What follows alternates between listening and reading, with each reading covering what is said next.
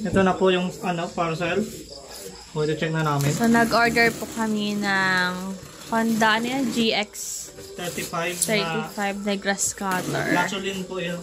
Gasoline. Pero mukhang siya, fake. Parang fake po kasi wala yung makina. Oh, pahaba lang.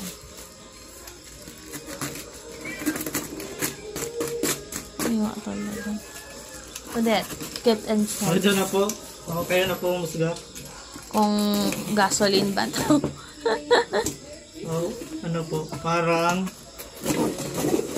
si seller talaga kahit kailan laging wrong item ang binibigay. wrong item po. Kung hindi wrong, may missing.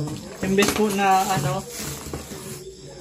na gasoline, so electric po yung dumating. So, mali po ang order.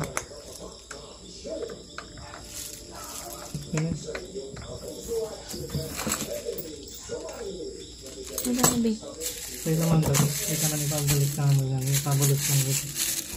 Seller mo.